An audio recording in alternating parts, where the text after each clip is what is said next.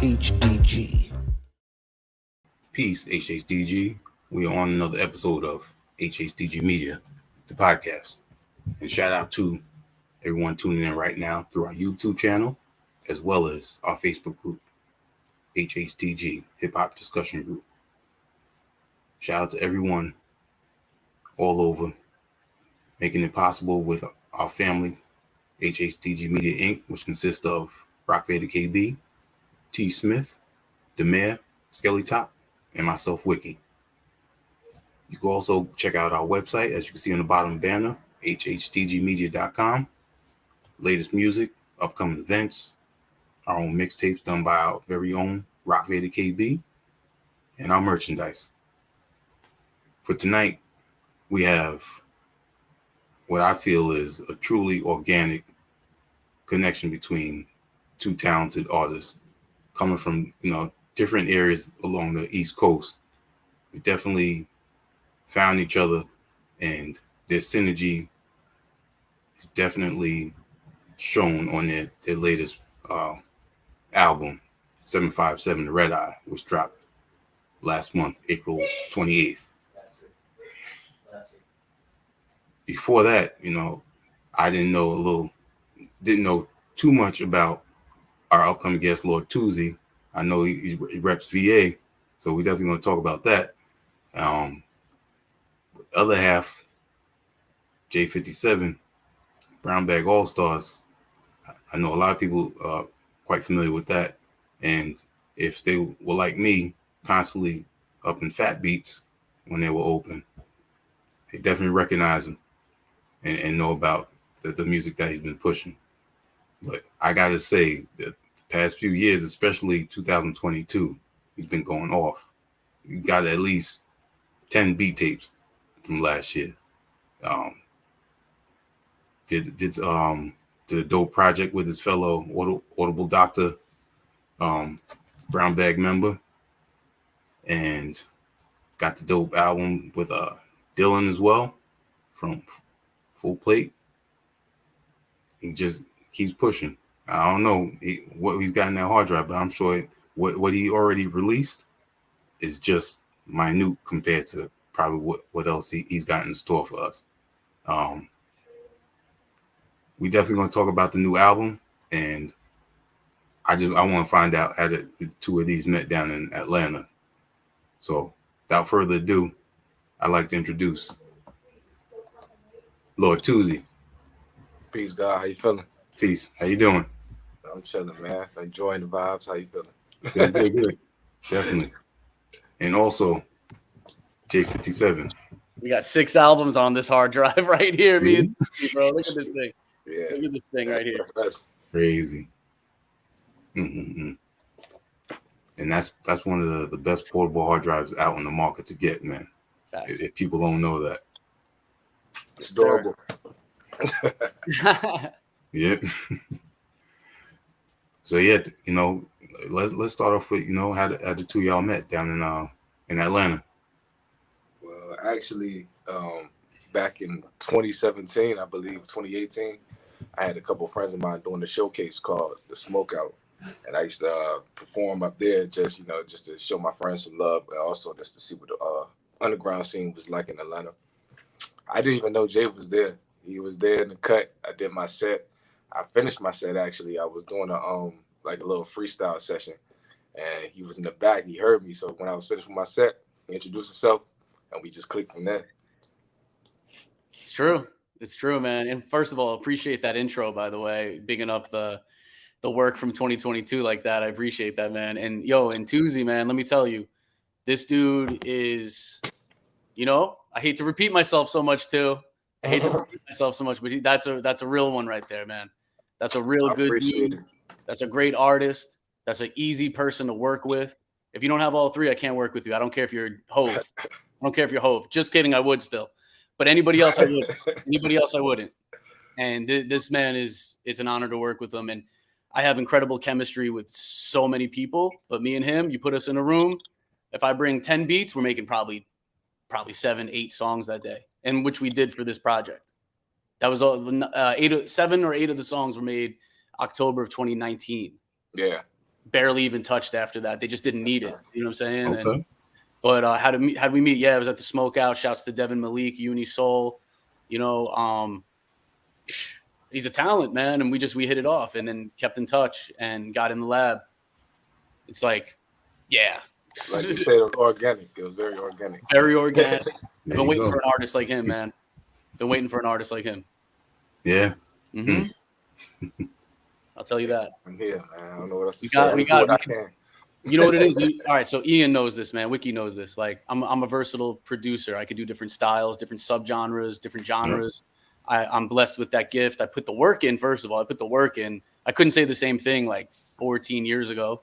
You know, I could only maybe mimic Mad Lib a little bit back then. You know what I mean? But now I can do all these different things because I put the work in and time went on, experience, all that, right? He is the MC version of me as a producer. I'm an MC producer. I could do so much stuff as an MC vocally. I could do so much stuff, but he's limitless as an artist. You know what I mean? So we got so many records in the stash, so many vibes, so many genres, just stuff to make people happy. You know it's a lot of experimental stuff. There's a lot of stuff y'all ain't even hear yet. So there's some real weird, not weird. There's some real experimental ones. It's eclectic. Eclectic is the word. It's eclectic. Exactly. So proud of it, man. You know, and I haven't really talked about this, but I moved to Atlanta a bunch of years, like a handful of years ago. I haven't really talked about that publicly, really almost at all, for privacy reasons and shit like that, and focus. Mm-hmm. I'm a very laser focused person, off the grid on purpose, you know. And I linked up with Devin Malik when I moved down here, and Devin was he's an MC producer from Atlanta. He was still in high school. Him and Unisoul were still in high school, and they were reaching out to me on Twitter. Wow. So I was I wanted to come show support. So I came and I chilled with Devin once. He came I brought him to an event. I didn't know he was still in high school. So I didn't know. I had to like finagle to get him in. He was like 17 or 16. He couldn't even get in the place. So I had to like beg someone to get him in. And I just moved down here. So I didn't really know people like that fully, but I knew one guy and he really let me get him in. And we kind of built a little bit. We were building that night. I'm like, super cool dude, blah, blah, blah, blah, blah. And then he would invite me to shows that he would throw. And it reminded me of a young version of myself. You know what I mean? Like with the shows that I would throw with Brown Bag, for Brown Bag, for other people around Brooklyn, New York City, all that kind of shit. And especially Brown Bag Thursday, which was a show we used to throw. So shouts to Devin, shouts to Uni. Yeah, and I got albums coming out with both of them. I have multiple albums coming out with both of them this year. And it led to Toozy, me linking with Toozy as well. And all of us together is a crazy team right now. Yeah, I'm the newest one, man. Man, so that sounds like, you know, one of those one-off type of moments that, you know, you can't mimic. Yep. Oh no, so definitely. Like you said before, bro, it was organic, man. People was really doing some rap stuff. Can I cuss up there? I just wanted to mention. Oh yeah, we was doing some rap shit, bro. Rappers don't be doing rap shit, bro. Like I'm saying, like a lot of people that be claiming they rappers, you never catch them in the ciphers. You never catch them in the actual rap scene, the rap cultural scene. So it was good for me. Like I tell people all the time, I probably wouldn't even try to do anything with J57 if I felt like it would be like something fake. You know what I'm saying? Something like for the industry, something as a platform, just to, you know, for clout. Like that shit's corny, bro. No, I'm a coach, bro. I feel that about the coaching too. When I found out his resume, I had to tap in. So tell us a little bit about Virginia. Tell us how, you know, coming up there in the scene built you to the person you are now. Well, anybody that's been in, first of all, I'm from the 757 area, which is the 7 cities, Hampton Roads, Tidewater, wherever you want to call it. Born in Norfolk, raised out in Norfolk and Virginia Beach, a little bit out of both my whole life. But anybody that's from that area knows that we got the GOATs, bro. Like, if you listen to if you listen to early 2000s hip hop, that whole sound is pretty much us, from Teddy Riley even Teddy Riley in the New Jack Swing in the 90s, like all the way up to Tim and Missy, to the new sound guys, Masego, you know what I'm saying, Push, all them guys. So we got GOATs, bro. Like we got the GOATs, and there's something about the area that just breeds talent, like as far as music, sports, everything. Like I can't really. Something in the water. I don't know what else. It's got to be. And the music's always diverse from there. Yeah, because we got like a big melting pot type of area. Like it's a heavy military city, so like we got a lot of people that come in from all the different areas, and different cultures come in, different sounds come in. So it's a big melting pot. People don't realize how diverse Virginia really is, and how plugged in with a lot of different sounds and cultures. But anyways, it's not much of a accepting music scene in Virginia. Like I can't really I don't want to bash my city or nothing, but we sort of got like a dark cloud over our head when it comes to not looking like we big eating the next artist. Like it's very competitive, so to speak. So since it's a competitive market, it's hard to really, branch out and collab and work with other artists. I mean, you can, but it's not really, it's not really like looked up upon. Like so, most people branch out. Most people go to different cities, different states, and maybe work somewhere else. But me personally, like I came down here for school. I literally came down here for Audio Institute. Excuse me, SAE, the School of Audio Engineering, and it was like 2016. I came out there. This was the first time I ever learned how to make beats, anything like that. Like I just wanted to just get my paperwork established, submit myself on paper as an artist. So I already knew what I was doing I already knew what I was doing on the street. I was doing the shows. I was selling out certain shows in certain venues. I was getting known, but I wasn't getting no real promotion. I was wondering why. So I had to learn the business. I had to learn to push, But from there, I just met all the guys, man, working, running around the city performing. And from there, we linked up, did our own showcases, more vibes, smoke out, and people just brought together and it just turned to some Voltron type shit for real. There you go. Yeah. Whole wave, man. There's a young wave down here of like hip hop shit. Like hip hop shit, man. Like you think Atlanta, you think it's just trap and singing with auto tune. And I love that shit. And me and Toozy could do that shit till the cows come home. Me on the beats, him vocally. We could do that. Yeah, but that's easy though. Like this man could bar out, his whole crew. They freestyle like crazy. Like they reminded me of me and my friends in Long Island before I even moved to Brooklyn. They reminded me of high school, how I was in high school with my friends. You know what I'm saying? Like even we went to John Robinson's show the other night, me, Toozy, and Uni Soul. Shouts to John Robinson, Science of Life, everybody, ID, everybody. So we were at our bro John's, show. The shit was ending. The DJ was playing records, and Toozy just started freestyling in the crowd, and like mad people were gathering around and shit. And it just reminded me of that energy that I had when I was like 16, 17, 18, 19, 20, 21. Like that age range was like all we did was beatbox and freestyle and battle people. And that's it. That's all we did. We didn't even really make songs yet. You know what I mean? We did a little, but anyway, it's refreshing to be around them. And it's so dope, man. Like you're going to be hearing so much about this whole crew. There's whether people like it or not, they're going to. It's just you can't deny it. It's talent, right? You can't deny talent. You can't deny talent. You can't deny good intentions, positive intentions. We're just trying to help people with our music. You know what I mean? And we genuinely care, bro. Like a lot of people don't give a fuck. Like we genuinely care, bro. We care about what we putting out there. We care about the quality of it. You know what I mean? So 100%. Like, yo, I'll put it this way. I'm not gonna mention what because I don't want anybody to figure it out. But me and Toozy scrapped a video an hour ago. We made a whole music video and scrapped it. You know what I'm saying? Like, because we care about the quality. We have a video that's out in magazines. Magazines is out there on YouTube right now. Go run that up. Please. I repeat, magazines on YouTube right now. And that video came out insane. But we did a handful of videos with different people and stuff like that. And this one, Toozy was. We saw eye to eye on it not being good enough to release it because we care about the quality. It's not about us. It's about the entertainment of the viewer. And that was the main concern for both of us, Yeah, that's dope. And I like that you brought up, a younger crew that remind you of yourself because that energy is continuously coming full circle. Almost every generation coming full circle. There's always going to be somebody out there that continues this culture. Beautiful. Oh, yeah, definitely. That's the goal. Man. That's the whole point, man. I want everybody to know ain't no lost cause, man. Like I got the torch. It's good. Like long as I'm here, bro, we gonna be straight. I'm gonna be selecting the right people to work with too. Don't worry. Ain't no bummy features or none of that. Like, nope. In great hands, man. In great hands. Shout out to Rick Chavez, 5'7" collector. Shout out to the gang. Hey, where Rick at? Oh, there you go. That's what's my up, brother. Man. I didn't even know you could tune in and chime in like that's what's up, Rick. Hey, shout me out. Say something cool about me for the people.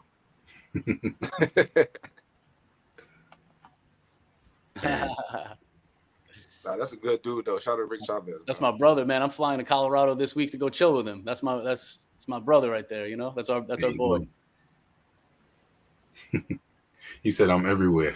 Did he? Oh yeah, he is everywhere. You can't even deny it. Yeah, hell yeah. Oh, so what sparked the beat tapes? Was this all coming from the pandemic? You had made so much. Oh, that's so funny. So those beat tapes, you're talking about the ones I dropped last year, obviously, right? Yeah. Okay, cool. I just wanted to double check because I haven't dropped any instrumental shit since then. So it's been over a year and a month, I guess, since I've dropped any instrumental records. I'm on my MC shit, so it is what it is. But yeah, man, it's a long story, but yeah, I was in a car accident in the end of 2019, and I was bedridden for a bit. And before that, I couldn't hear for a few weeks. And once I got my hearing back, I was still bedridden, and I was able to make beats on my phone using Koala. So I literally, if anybody wants to go and get that, it's like $5. That's his clutch, man. So good. And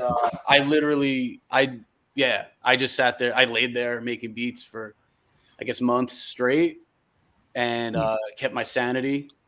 It was just flooding out of me. I was just making beat after beat after beat, going crazy. And then when I was able to walk again and all that, I sat down in the studio and I was able to import all the stems and put them in Pro Tools and really beef them up and make them play bass lines on them and do all, add shit, add sounds and blah, blah, blah. And then I was like, I'm sitting on like hundreds of beats that I made while I was laid up. Right. So I'm like, by then it was like maybe late December, and I just hit up Soul Spasm and I hit up Rick, my brother Rick. And I was just like, guys, I think I want to drop an album a week, for like maybe 10 weeks straight. Ended up being 13, the first 13 weeks of last year, 2022. Yeah. I dropped an instrumental album every week, and almost all of them were created while I was in this house, bedridden, and going through some shit that people don't even know I went through. You know what I mean? Like I never talked about it publicly because I wanted to get through it first. You know what I mean? Now that I'm on the other side of it, I can talk about it, and it's freeing. But yeah, that's what it was, man. It wouldn't have happened otherwise. It wouldn't have. Like 90% of the beats were made during that time. There was like one beat tape that was older beats, the Brown Bag era beat tape, it's called.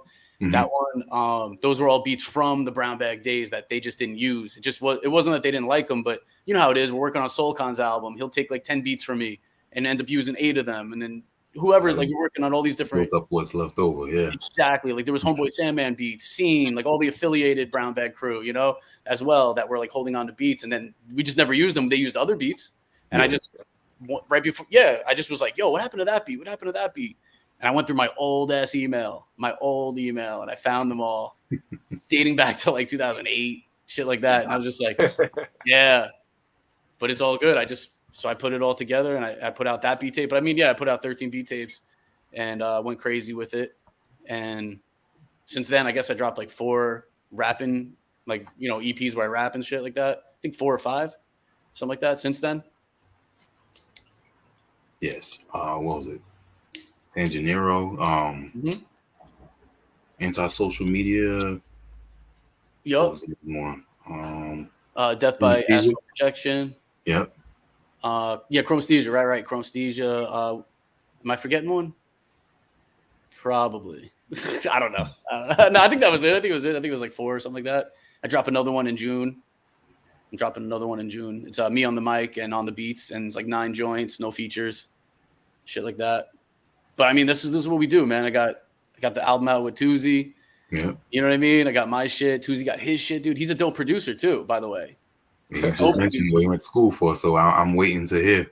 Yeah. Oh yeah, man. I'm cold. Yeah, he is. Like my man. Like shouts to our brother DJ Pocket. When DJ Pocket met him, okay. A couple of years ago, Pocket came through to the crib, and Toozy and Devin and a bunch of the homies came through. Oh yeah, and Dallas, that was hard. Yeah, in the Dallas, Georgia crib I had for like during the pandemic. I had a spot for a year in this one random part of Georgia, and it was a good spot to like vibe and make music. And we made a lot of dope music. But when Pocket heard his beats, he pulled me aside and he was like, "He don't need us. Like, why? What are you doing? What are you doing all these beats for him for?" And I'm like, No. I know he doesn't need us. Like, he's like, he don't need us though. Like, what are you doing? And I'm just like, no. I'm like, we're just making an album for fun. We're making albums for fun. Like, yeah, it's not like he needs us or some shit. You know what I mean? Like, But I appreciated Pocket being Nah, I seeing that. appreciated that because that made song coming from them guys. It made me feel like, okay, I'm really smelling myself now. Like I'm cold. Pocket's one of the best. I knew I was good, but now I'm cold. Like everybody taking that from me. So shout out to Pocket though. Yeah, hell yeah. Now with these beat tapes, J57 showed how diverse his sound is. Not everything is boom bap. I mean, you literally put out beat tapes that you could hear a singer over. You could hear a musician that plays an instrument that can go straight improvise over it, like on some jazz shit. Yeah, I mean, you put everything out on the plate on these beat tapes.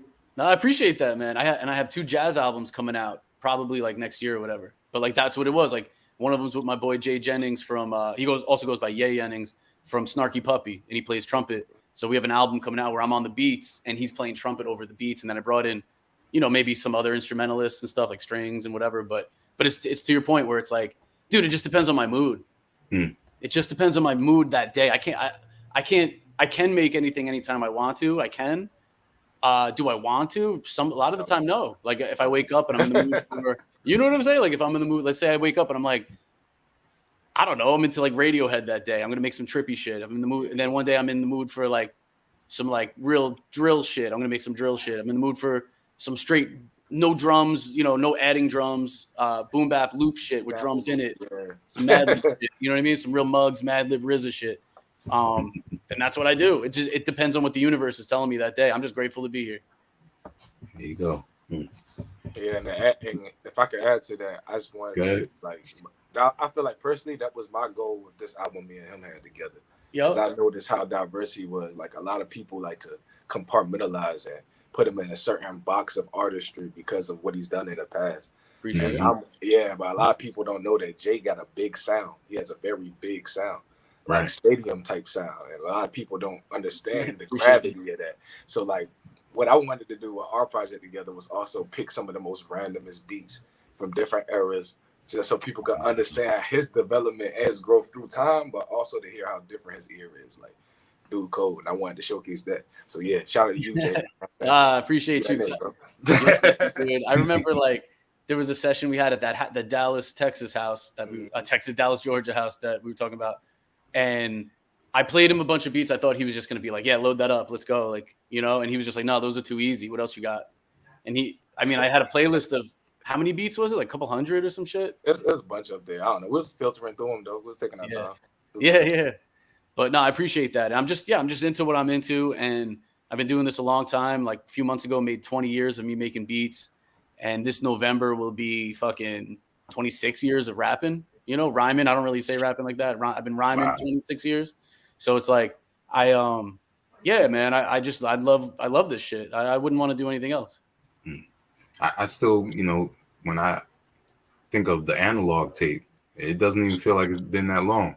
Yo, facts. And what's crazy, man? I made like that whole shit in 2006. Like all of it untouched. Like a couple of those beats landed on this project with 2, like the analog tape 2. You know what I'm saying? Part 2. There's a couple beats on there from there. You know what I'm saying? Even shouts to Joey Badass. He took one of the beats off of Analog Tape 1. That's the joint that we have out called, I don't know what it's called now, but it was Big Papa Swank, a.k.a. Swank Rock. The paperwork we did was Swank Rock. Then they changed I don't know. It's all over the place. But but I get it. It's from that time. And I was so hungry when I was making those. I'm literally sitting in Brooklyn during the winter, freezing cold, like with the window cracked, the heat on, the window cracked a little to get that breeze in there. Candles are lit. I'm playing records right off the turntable into the computer, chopping it up, doing what I'm doing. And nobody knew who the fuck I was. It's 2006. Like nobody knew who the fuck I was. I was new at Fat Beats. I was there for a couple of years. I wasn't in a position to even say I did music. I did, but I wasn't telling people who came in. Because then the OGs would have been like, you got to go. You're here for yourself. Yep. I had to be there for Fat Beats. So and that was real. I was there for Fat Beats. And then when Brown Bag started popping a little bit, they came to me and wanted us to sign autographs while I'm like at the counter. Like, holy shit. You know what I mean? I just sold everybody else's records for 6 years. Now they care about me. Like, that's crazy. You know what I mean? But just he was next up. That was it, and like that was the mentality, man. It all came from the heart. We didn't do any of that shit. Like I didn't make those beats thinking about do anything. I just was like, and there was a lot of beats I held on to for a particular type of artist, and Toozy totally met that criteria. So I showed him a bunch of beats that nobody heard that are like from that time period too, that are crazy, you know, in my opinion. So you did. I ran with it. Certainly did. Rose to the occasion. He's very, you know what it is? He's very prepared. He's a lot like me with that. He's very prepared. And I think that's why y'all work so well together. Sir. Yeah, yes, sir. It's like a well machine, but on top of that, like we actually enjoy working together. So it's fun. It's the greatest time. Yeah, it's efficient, but it's fun. You know what I mean? Yeah. And he's a one-take Jake, by the way. This kid, I'll load up a beat and he'll be like, yeah, let me work this out. And then he just starts rapping and I'm like, and it's like done. I'm like, you want to do it again? I'm trying to learn how to do the punch rap. I mean, like I see everybody punching now, you know what I'm saying? They on me about it when I'm in other studios. But it's like me personally, I feel like I can convey the emotion better in one take. Yeah, I can breathe better in one take. It could be more, you know. But you know, to them it's like, hey man, hit it again. So I just want people to know I'm not opposed to it, but I prefer. Dude, just do you for real. Like I do the punch thing. I've been doing the punch thing since 2015 on some songs, you know, where I don't write it and I just like freestyle line after line kind of shit. Shouts to DJ Goo from early, you know, founder of Brown Bag. Goo was working with Lil Wayne during the 07 season of Lil Wayne, like that summer, you know, which is like the most legendary shit for Lil Wayne. And he would come home to our spot in Brooklyn and be like, yo, this is how Wayne records. This is how he does it. And all of us would take turns like trying to do that. And I was so bad at it. And then 6-7 years later, I tried it and I was like, oh, damn, I guess I was in a place to do it. But you're right. Conveying emotion is what it's about. Like I never seen somebody try to reach for the one take, you know, doing it all in one take, even if they did multiple takes. I never saw somebody do that until Mayhem and Bronson, my first session with them back in the day. That was the first time they refused to punch in. I think Bronson might have punched in his last two bars because it was just that obvious that the shit was good. Like just punch in the last two. Like everyone in the room was like, it's good. But that was the first time I ever seen somebody do that shit. Because I like to Frankenstein my shit. I'll just take like a couple lines at a time, the best takes, and I'll just splice it into the best verse. You know what I mean? Don't get me wrong. There are times where I do a whole verse in one take, especially now more than back in the day. But I never saw somebody do that shit until them, and I barely saw anybody do it until Toozy. Since then, barely. No offense to anybody. That's just what I'm bringing back, people. You know what I'm saying? Quality era. You know, there you go. That golden era, that 04, 07, that little time frame where I was born. That's when music was still a little rugged. You know what I mean? Yo, because you know what's funny, man? I used to make jokes at Fat Beats, and I'm like, yo, watch like this type of hip hop come back in the future, and like watch like my old beats start to like do some shit for me later on when I'm older. And then it fucking did, man. Like that's crazy to me. I really said that all the time as a joke. Audible Doctor could definitely say that he heard that. Like Mad People, DJ Rob Champion. I remember him hearing me say that at Fat Beats. I used to say it all the time, like kind of joking, because we talk about cyclical shit at Fat Beats all the time. We'd be like, because you know, like think about my era while I was at Fat Beats, 04 to 2010 when they closed. I mean, there's multiple movements that went on, but two of the most prevalent were the Detroit scene and the Justice League scene. Yeah. So you know what I mean? And then the commercial shit got even bigger and blah, blah, blah, and this and that, right? So I remember, and I liked both. You know, I loved all the underground and the commercial shit at the same time. I always did. Maybe in high school a little bit less sometimes, but most after that, I'm just like, I love it all. And long story short, that was why we said it, because I'm like, watch that shit like actually come back in style in the future. You know what I mean? And then like, I didn't think it was going to happen this fast, though, but that's pretty cool. You know, it's fast for me. I thought I was going to be like in my 50s or some shit. I didn't realize I was going to be like fucking 40, putting out records with a kid in his 20s who like is picking beats from 06, 07, 08 that like were just right off the record. Like they're real dingy sounding. You know what I mean? And people are hitting me up being like, yo, where'd you find Toozy, man? This kid's nice, blah, blah, blah. Like, yo, it's good chemistry. Very good chemistry. Yep. Speaking of one take, tell us about track 6, Hieroglyphics, off the new album. Okay, well, that was about, you know, it's not really too deep. It's just about tattoos and symbolism, you know what I'm saying? Metaphors within tattoos. I listen to a lot of audio books in my day.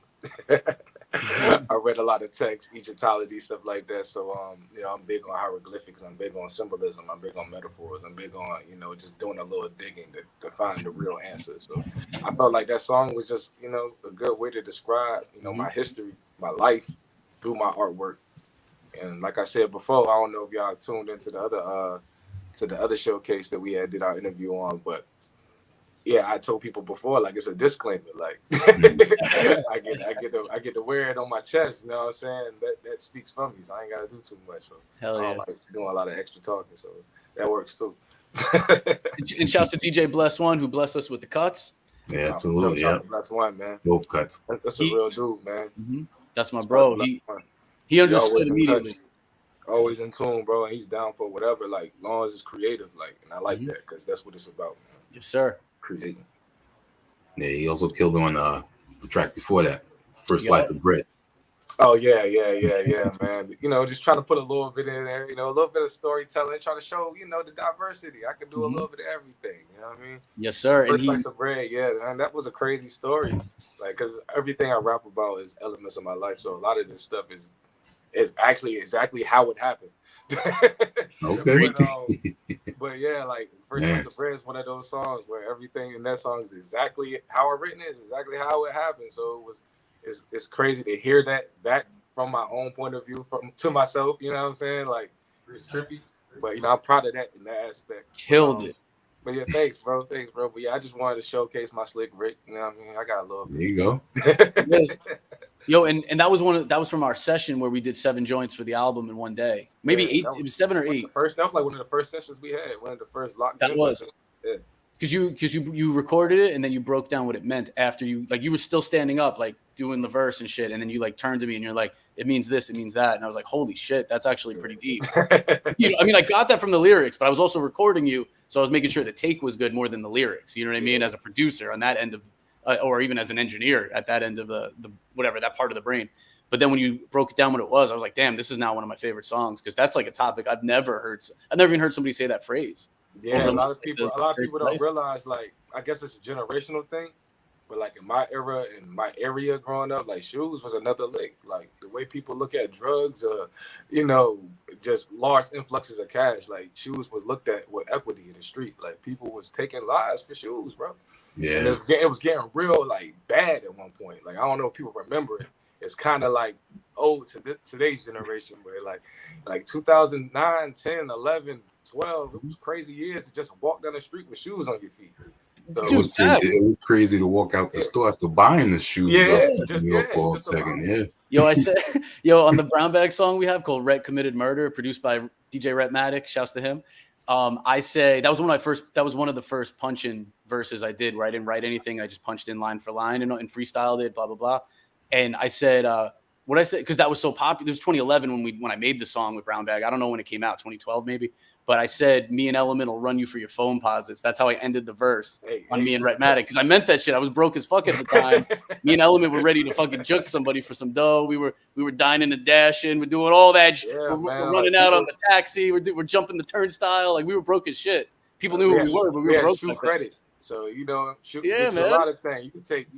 I've seen people get discounted work off of some shoes, man. Throw a person some Jordan 4s at $50 and get a discounted cut on something. You know what I mean? Like, it was real equity out here. It was getting bad. So it's real. That song is just, you know, a firsthand glimpse of that type of life, that world that people not familiar with.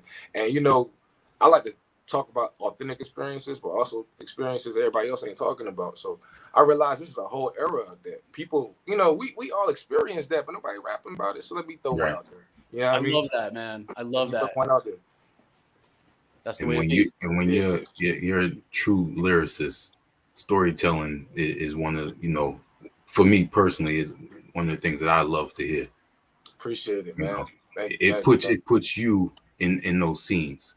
Word. Thanks, man. Thank you. I try to be visual and descriptive. You know what I'm saying? I don't like to over describe a situation, but I definitely want to give you. I was gonna say the last track, Poor Slim. Yeah. That is storytelling. Yeah. Man, that kid danced on that track and then came up with the ideas for me to put those little effects throughout the whole song. That was his idea. Actually, every idea I have an email. I still have the email. He literally wrote 013 dog barking, like whatever, like all the different timestamps. I went to YouTube, found a bunch of shit, ran it by him, and he goes, "Oh, I love it. That's great." And that's the joint.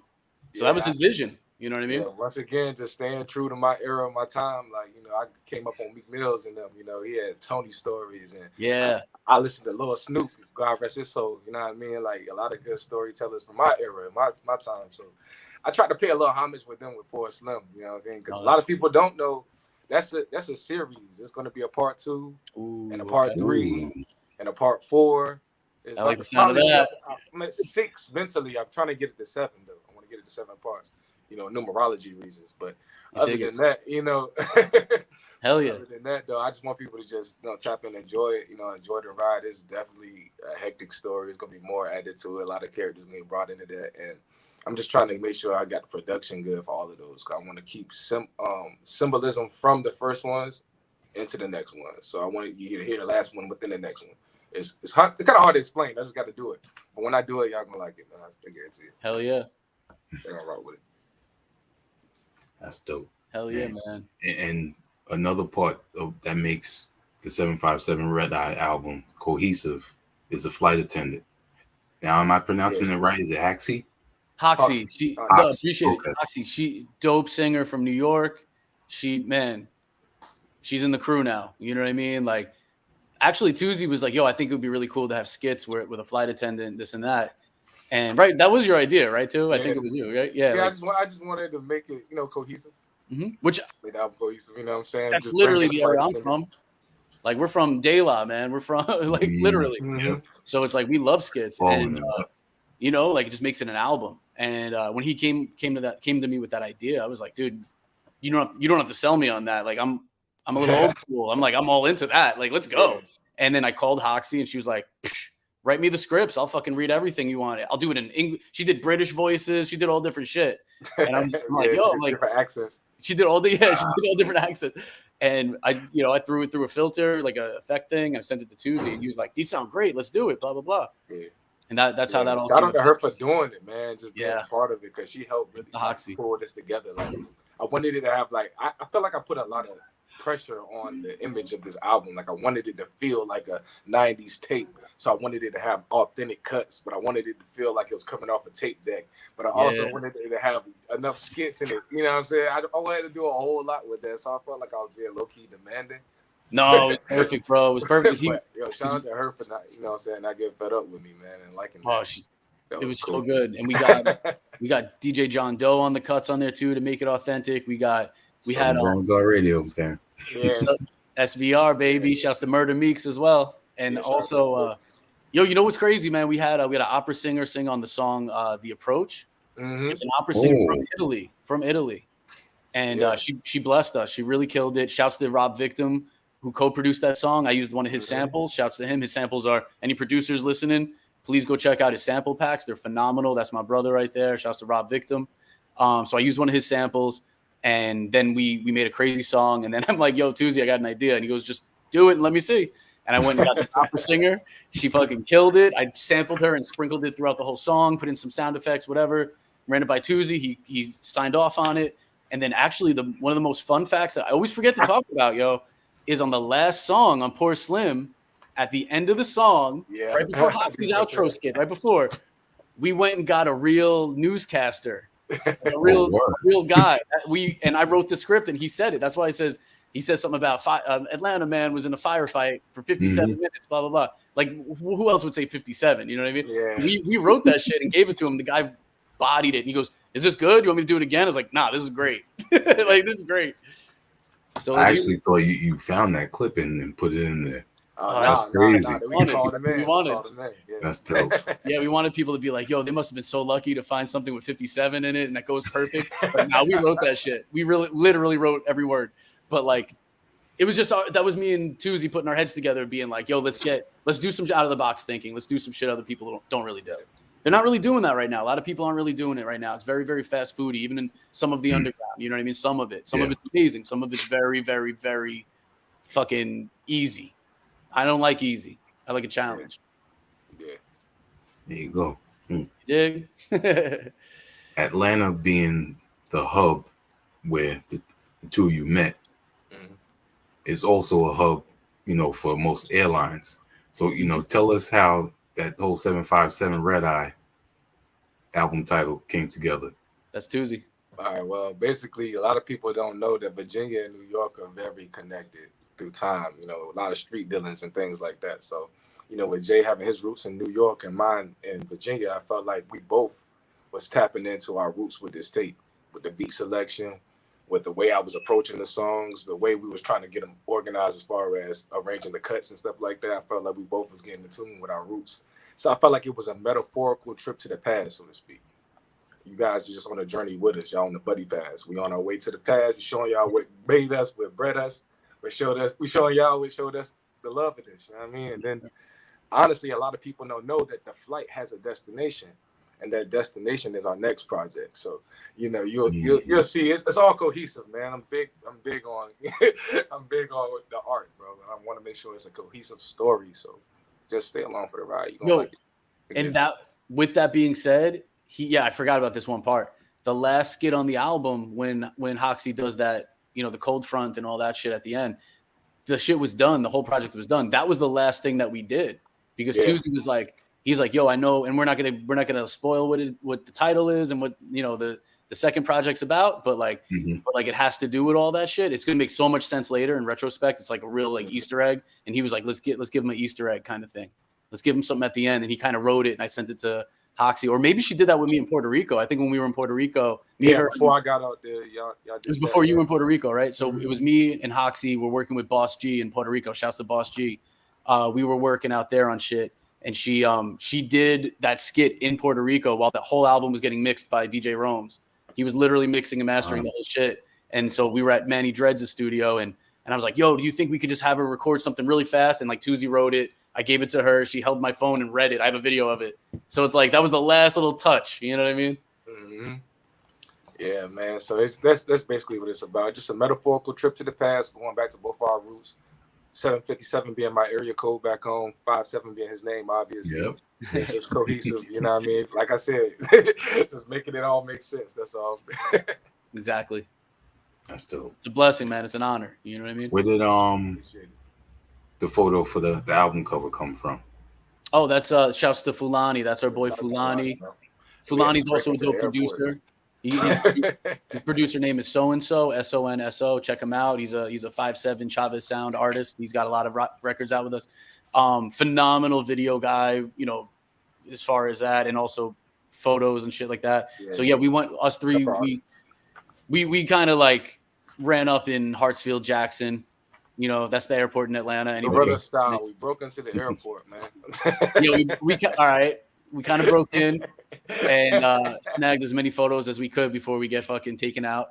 And somehow we got away with that shit. I don't even know how, man, to be honest. Like, we were really like all hot boy style, like us three, like running around in there with a big ass camera and shit. We didn't get TSA walking up on you or anything. Surprise it, like we got some looks, but nobody really stopped. I think because we had the suitcases. Nobody hated on us, man. I appreciate it. You were cool, yeah. Shouts to the TSA at Hartsfield, man. Believe it or not.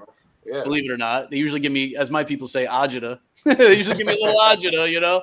But like they were actually very, very cool. And then we even went back for the magazine's video shoot, which was a little different because there was a couple crazy like army looking dudes with the outfits and the big AKs on them, and they were like they were not feeling us, so we had to get in and get out. And shouts to LA Mars. Mars is on the check-in right now too. Mars, that's the brother right there. Oh, we got Bald Hefwitz in here too, man. Shouts to the Bald. whole gang in here. Yes, sir. It's a party, man. Yes, sir. Bald Hefwitz. Check out his beats. Let's go. Me and LA Mars got an album coming out this year. Bald Halfwit and I have probably this year an instrumental album that we've been working on slowly. Shouts to him. Me and Rick Chavez. I legally can't even get into the shit me and him have coming out next year. It's that crazy. So it's just a family affair. You know what I mean? Yeah, for sure. And then me and Toozy have 5 albums in that hard drive I showed you earlier in this interview. Yeah, they're done. It's not like we're waiting to add things. They're done. They're done, dude. Right now, if we wanted to. Yeah. You're done. And we could just go and knock out 3 more in a month, literally. Not even. It's not work when you love it. Exactly. Also heard that Lord Toozy's gonna be a guest feature on Bless One's upcoming project. Sure. Shout out to Bless One again for the look, man. He threw me that off GP. I guess he just fucked with the sound. And he did. I had to do it, like, just because he even considered me. You know what I mean? I feel like when people call me out for situations like that, I can't let them down. So I go crazy. I spazzed on it. I was like, I thought I could go harder. I was like, asked Jay, I was like, you think I should do the joint again? He was like, nah, this shit hard. Dude, he skated on that. Wait till you hear his flow. He skated on that. It showed ball halfway. He was rocking with it too. So I'm like, all right, bet. As long as y'all approve of it, because I can go harder than this. I'm like, I'm not trying to let nobody down. Like, y'all give me an opportunity. I feel like, player coming off the bench or something. Like, I got to do my thing. Hell yeah, man. Like I said, he's prepared, yo. He rises to the occasion. You know what I mean? I can only have those people around me now. I can't have anybody around me that's not on that level. Negative energy, yeah. I cannot. I'm not able to. I'm incapable of it. Nothing wrong with setting boundaries. Yeah, man. Healthy self-care. Yeah. You know how we do. A little therapy in here. Talking a little therapy. But it's cool, man. It's cool. So, Lord Toozy, give us a description of your production. All right, man. If I could, I guess, consolidate it. It's a lot, man. I got a lot of different influences, bro. I got from Dilla and Knife Wonder to RZA to Prodigy to Cardo Got Wings to Harry Fraud to I like a lot of different sounds, bro, and I kind of embody all of that in my production. So accurate. I just tell people I make cool ass elevator music, man. Like shit you can ride to, bro. It's very easy on the ears, very very busy production, but the melodies is very beautiful, bro. Yeah. My favorite instrument is our harp, so that should show you like I'm down with all the flutter effects. I could do a lot of effects with my stuff too. I'm very symphonic with my edits. I have a lot of dark equalizers and dark half times and stuff that I do. So it's moody. I'm a Pisces. It's moody. But it's good though. It's enjoyable, man. That beats, yo. We'll mess around one day and there'll be a J57 and Lord Toozy project where I'm on the mic and he's on the beats. I mean that. Hey, for real. That could happen. It could happen. Man. It could really happen. I got beats it could. Like his beats are crazy. If y'all want to hear some of my production, I got a little beat tape that I threw on SoundCloud not too long ago, actually, called High Fashion Instrumental Collage. It's on SoundCloud. Just look up Lord Toozy. It should be the first thing y'all see up there. It's just, I think 28 beats. Yeah. So it's like 20. It's like 28 beats. So that's stacked. a little sample tray if you want to hear what I got. But yeah, stacked, bro. And it's good though. I just saw Boss G's now in the building. Oh, what up, Boss? Boss G, bro. Boss G is a phenomenal. If you don't know, you're not up. Phenomenal producer, hailing from Puerto Rico. And check him out. He's got an EP that just dropped, an instrumental EP that just came out. Man, the whole team, everybody in here right now, they inspire the shit out of me, man. I'm telling you right now. Everybody in here inspires the shit out of me. I actually just did something with Boss G. I'm waiting for him to, let me know when it's ready to go. But I actually laid down something with him, man. It's crazy. It's a whole nother story on that. There you go, right there. It's a blessing, man. Bro, Toozy dope on the beats. The people need that. Yeah, for sure. Yeah, yo, see, that's what we got to do. But yeah, I'll let Boss tap in on that one on his own accord. But me and him got some crazy stuff coming too. Oh man. Yeah. Yo, and you want to talk about crazy stuff? I'm not going to spoil it, but Rick Chavez. Can you everybody just put in your calendar for August? He's about to own August, man. I can't say what it is. Ian, I'll tell you off the air. But he's about to, and Toozy already knows this shit. He's about to own August, man. So shouts to Rick. August, all right. That's all I got to say, man. All I got to say. More Easter eggs. Yeah. Proud of him, man. This guy fucking killed it. No, sure. August 18th, baby. Okay, I didn't know if I could say the date. August 18th. Hey, get ready for that. Said it. Get ready for that. Big record. I'm grateful to even be a part of his record with somebody of extreme note. So get ready for that. Get ready for that. Looking forward to that. Mm-hmm. Tell us how Soul Spasm comes into play with all of your music and 5-7 Collective. For sure, man. All right, right out the gate. Shouts to Jim Drew, the president. That's one of my mentors, man. Jim Drew, the owner of Soul Spasm. Shouts to Gerald. Shouts to Choi. Shouts to Michael. Shouts to Gary. The whole squad, man. This team really makes it happen, man. And me and Rick are very, very, very close with them. And I was putting out records. I was blessed to be able to, put out records with Soul Spasm Records before it was distribution only. back in the day, in the brown bag days. So I was lucky to be able to do that over 10 years ago and stuff. And then when they morphed into just doing digital distro, and it's a long story, but I did a bunch of, it's a long story, but I wrote a bunch of tweets in like 2018 saying that I'm starting a collective called 57 Collective, not a label, collective. And then Hip Hop DX saw my tweets and thought I was saying I'm starting a label. So they made a whole article, which is still out there, an article about me starting a label, which isn't actually true at all. And I got an offer from Capitol Records and also Soul Spasm for a distribution deal. And Soul Spasm's deal was better. And we own our masters. It's like a real deal. You know what I'm saying? And I was like, and this is family. So I was like, let's go. You know what I mean? I could say it now. I was secretly A&Ring and doing social media for Soul Spasm back in the day. And I was declining doing interviews. There was like a lot of big, whatever. Like a Hip Hop DX is a good example too. They wanted to do an interview about me being an A&R there. But back in 2014, 13, 14 is when this was.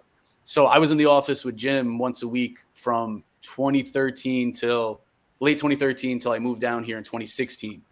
And that's big homie, man. So whatever I'm doing, Jim's a part of it, and I'm grateful. And Rick, we got Chavez Sound through Soul Spasm. Boss G's label 3B Musica is coming out through Soul Spasm as well. I'm just thinking out loud. Everybody who's in the chat, that's homies. We all got shit with Soul Spasm right now. They do great business. They're the best. They're the best. They're a boutique distribution that's independent, that actually gets looked at like a major to the DSPs. And to YouTube. Okay. Because they've been in the game so long. Because Jim's such a visionary that he was telling me, man, I'm sitting in the office with him in 2014. Remember I said that.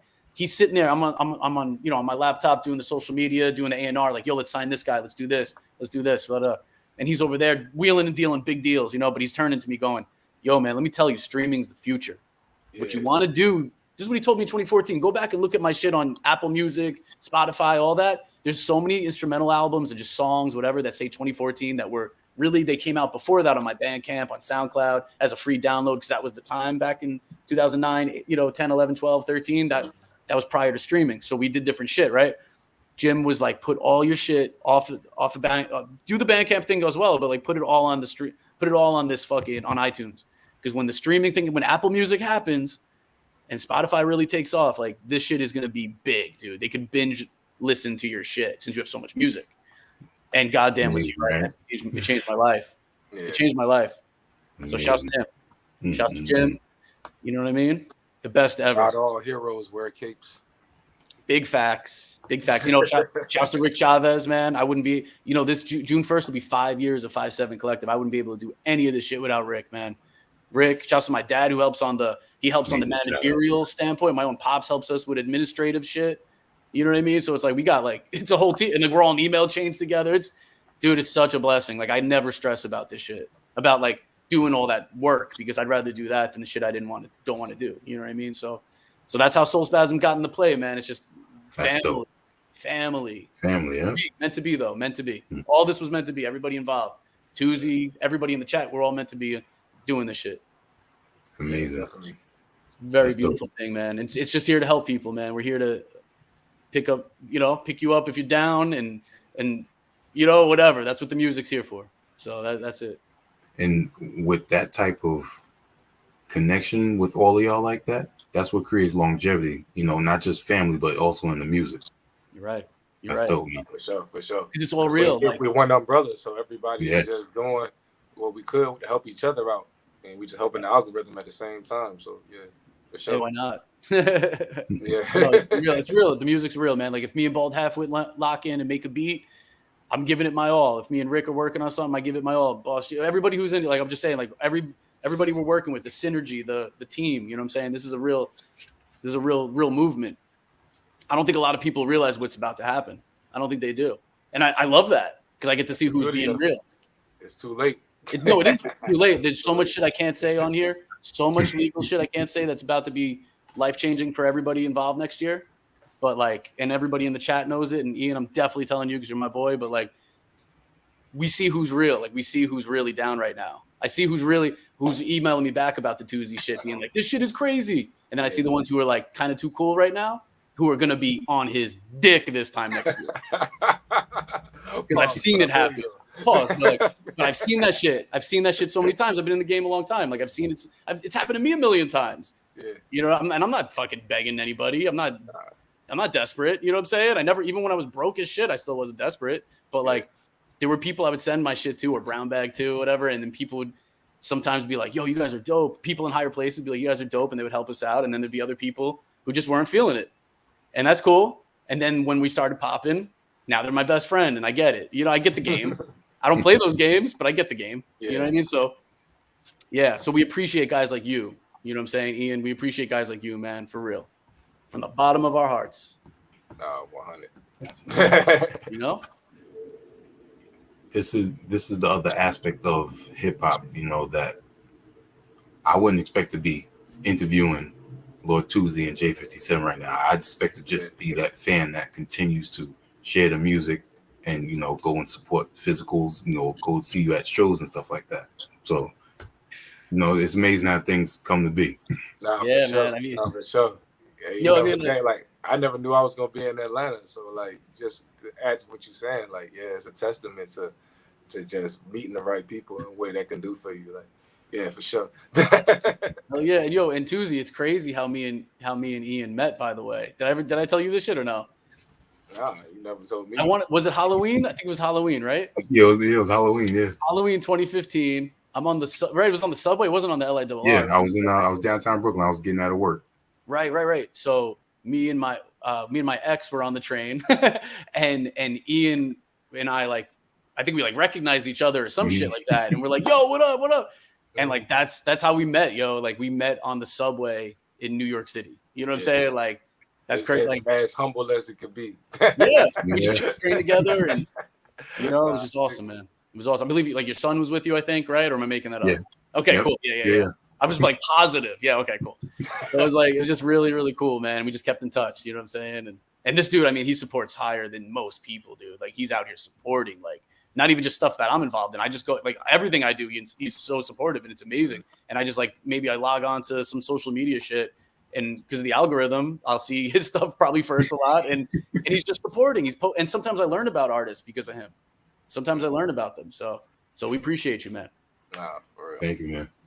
Sometimes people crack jokes. I'm an encyclopedia, or I share the music like a journalist. I'm like, hey, I came up on reading the credits. So hell yeah, if I know something about it, I'm gonna put it out there. We need that. We need hip hop historians. We need people to provide that relevance again, because people see what music is. But when you go back and show why somebody was dope for that time, it makes people respect the culture and the growth of it more. And people know where stuff come from now. We got internet, we got Google, so they are here rapping on the 5th remix of this sample from some lady that in the 19th. You know what I'm saying? So it's true. You can go to who sampled. You could some substance to that. You know what I'm saying? Why they just find all that remixing and flipping everything? Need to know who did what and why that was dope and why it got flipped the first time and why is it still being flipped. You know what I mean? So well said. We need that. Be a encyclopedia. Well I don't care what they talking about. I'll listen to you. Shit. Yeah, man. No, we need that. We need that, man. Seriously, you and the homie Chaz Kangas, I feel like you're the most encyclopedic people I know with this hip hop shit. I know my shit. I had to know my shit being behind the counter for 6 years at Fat Beats. And I was young then too. So I had to really know my shit, because it was old New York. This wasn't today's New York. This was old New York back then. So it was I had to, you know what I mean? Or Fat Beats, I would have made everybody look crazy if I wasn't on top of my shit. But you guys, man, 5 levels more knowledge than I know. You know what I mean? It's really, really crazy. So, shouts to you for that, of course. And honestly, what's crazy, man? Toozy's young and all that, but he was raised on hip hop. You know what I mean? So it's he knows so much shit. He knows not even just not even regional shit from where he's from, but I mean, the kid knows probably more lyrics to records from the same place I'm from. And I know, you know what I'm saying? He might know more lyrics to some Eric B and Rakim shit than I know. Town away from where I grew up. One town away is Wyandanch, Ronkonkoma, right? I'm just saying, he knows his shit, and that's really, really cool. It's really cool to see that young generation. Some of them really give a shit. You know what I mean? So I hate when people, older cats hate on that on the younger generation. They're hating or whatever, but it's there's so many people who are respectful. You know what I mean? Let's a lot of us get the relevance. A lot of us get the gravity of the situation. It's just a lot of people don't feel let in. A lot of people don't feel respected. Their opinions are respected, I should say. So, you know, yeah, that's the whole point of what we're doing. We're a bridge, bro. We got to bridge that whole gap, man. Everybody about to be cool. Kumbaya. Big Smoking fact. dope and playing oldies is about to be cool. Hell yeah. You know, a good example, and congratulations to Missy Elliott on being inducted. Yeah. She's a prime example. Remember when she was on the Super Bowl, and look how many more fans she gained after that. Right. You know, younger people too. Right. Yeah, she's in deity mode right now. Like they gave her own street back home and everything. Like they finally starting to give her flowers. Like that's awesome. So shout out to Missy. I hope she keep getting stuff, man. They got to give her like an award a week, in my opinion.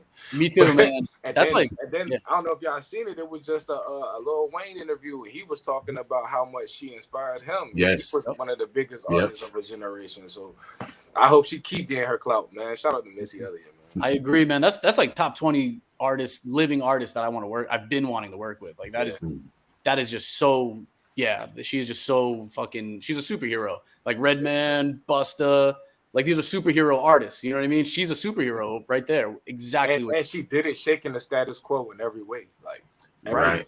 And that's hard to do. You know what I'm saying? That's phenomenal. Like she's a phenom now. That's what I'm saying. Like she's a deity. She's at God mode. Yeah. Ain't nobody real legend shit, man. At this point. Right. I can't remember what early song it was, but I think she wrote and she sang in it. And when it came for a video, they didn't put her in it because she didn't fit the typical body type and everything. Yeah. Wow, I didn't know that. Yeah, I can't remember what song it was, but I did hear that story for sure. Like, yeah, man, people used to really be, I guess, anal about that type of stuff. Yeah, different time, man. But she shook the room regardless, though. She came out there with that trash bag and she showed us what it was. So you couldn't deny that shit. That was so big that you couldn't escape it. You know what I mean? Missy a goat, bro. She's a goat. She's a goat, man. She's a goat. And being that y'all brought up Lil Wayne, tell us the time between the two of you with the first track. Loose Cannon. Yeah, man. See that? Yeah, Loose Cannon, man. I originally wrote that song for the Cannon verse, for the Cannon instrumental from Dedication 2, DJ Drama and Lil Wayne. I think it was like 04, 05, 06 maybe. Yeah, that was what that was for. So it wasn't too deep, man. I just love that beat. Like randomly in my life, that beat just plays in my head. Like I tell people, I'm really a rapper. Like shit just play in my head like DJ from Hustle and Flow. Like and I gotta rap on it. I gotta rap on it. So I actually planned that for that. But then when Jay was playing me beats, and I was like, bro, like Wayne already did that though. You know what I'm saying? He got Freeway on the Freak feature. Like it ain't really too much I could do with that beat. So let me just do something I got rights to. Yo, just, redesign its purpose. But I definitely wanted to keep the essence of it in there. So we kept the title Loose Cannon for sure.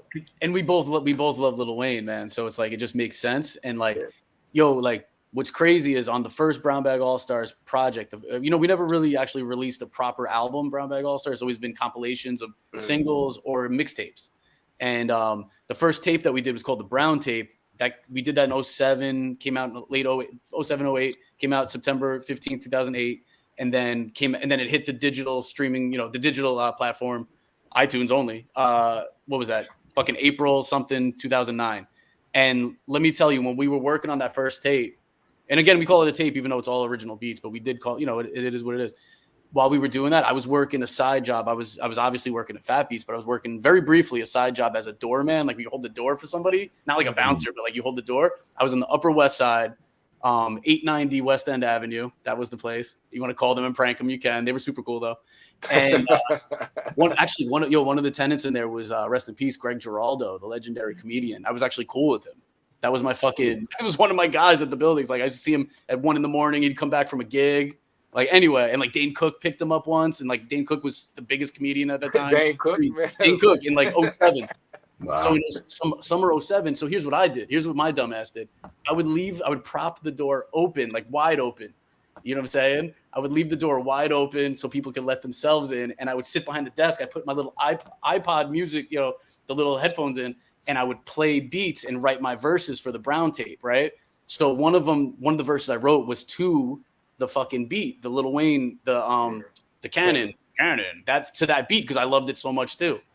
And then I wrote it to that beat, and then I ended up spitting it to like one of the Brown Bag. I think maybe The Boss Is Back, one of the tracks on that album, on that mixtape, whatever. But like, it's funny that me and him actually we both wrote to that beat and did different songs with him, 2 different tracks. You know what I mean? Like, I don't know. I just thought that was fun. And that's an ongoing thing with me. I think that's my synchronicity at this point. Like literally everybody that I do music with, that I click with, we've all written a verse to the same instrumental at some point in our I believe it. So like, it's just fun. It's just fun for me, man. I wanted to keep a lot of my authentic self in it. So yeah, shout out to Toon too, man. Toonchi the GOAT. Great job. Definitely. Tell us about NRG and Rio Gang. Okay, where? See, basically, NRG is an acronym. It stands for Not Rated Guys, and that's basically my group. We had a long ride, man. There's a lot of people that was involved that's not involved anymore. So I'm really in the redevelopment of my group. But right now, I'm just focusing on myself, making sure I get the firm foundation down. But it's still some members going strong. Shout out to Deuce Phoenix. Shout out to Dre Star. Shout out to Creative Better. Shout out to Heavy Artillery. We got a couple guys out here that's still doing their thing.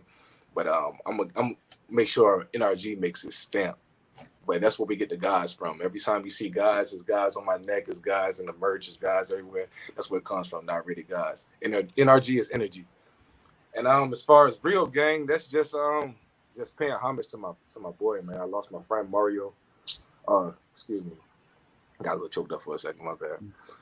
Mario passed away in 2014, gun violence and everything. So me and the guys that was growing up together, we wanted to, commemorate him. You know what I'm saying? So the Real Gang thing was just to commemorate him. We did everything out of that, just music, selling merch, getting out in the city.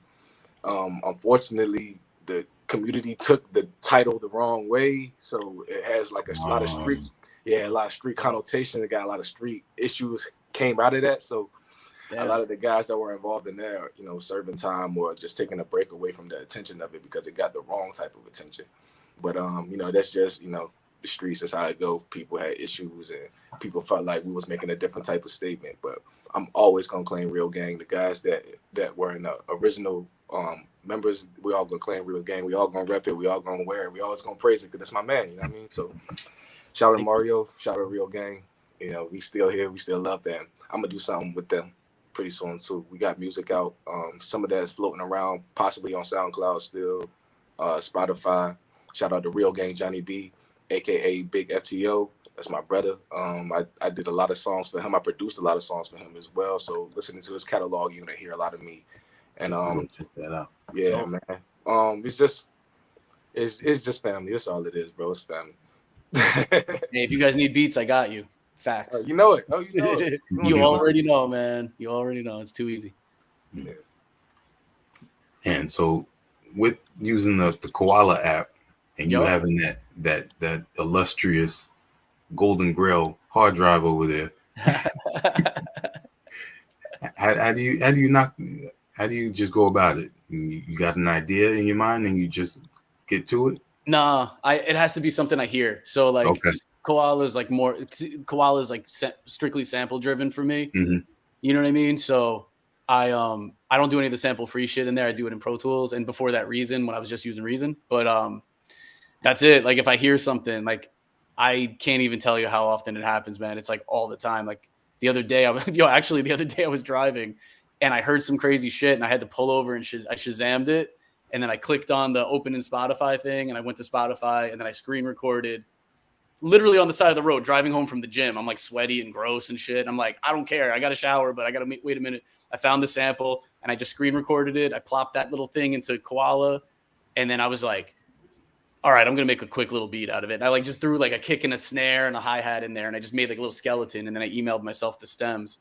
And it's just shit like that. And then one day I'll just go in my email and just take all the stems out and import that into Pro Tools and make records out of it. So that is how I operate with Koala. It's very, very, very sampley. You know what I mean? Mm-hmm. Which I dig, That's dope. It's handy though. Yeah. I mean, there's sample free shit that I've done that's like me making my own samples and whatever. And then I screen record it and flip it. Like I do have those. Like even on me and Uni Soul's record that's coming out. Like I know for a fact there's one that was straight made in not Pro Tools, in Koala. And then I did the bass line in Pro Tools. And what I did was I literally just found like an old email to myself of like a stem of like some weird glitchy like analog keyboard shit I made in like 2010, some shit like that, and I just like screen recorded and then pitched it up or down and chopped it up. You know what I mean? Depends on my mood. Work with it. Yeah. Yeah. I love flipping the same sample multiple times anyway. It might as well be my own. Exactly. You know what I mean? Sometimes. If you were to make a sequel or a part 2 or a remix to one of the tracks off the album, which one would it be? Technically, we already did. 57 Ways to Die had a whole different beat and a whole different original verse. Originally, we had a different whole sound for that. It's actually it was my best impression of patois. It was pretty cool. I rapped it in what I believe was patois, and I was trying to get into that early reggae sound that was infused with hip hop. So I was trying to rap with the voice changes, the raspiness, really sounded like a poser for real. But I was just trying to pay homage, man. But after I listened to it for a while and we got the rest of the album together, I'm like, man, I ain't gonna do that to people, man. I would rather just bring somebody in to really authentically do that than it was cool though. But when he called me and was like, yo, let's scrap it, let's do some other shit and call it 57 Ways to Die, I was like, all right.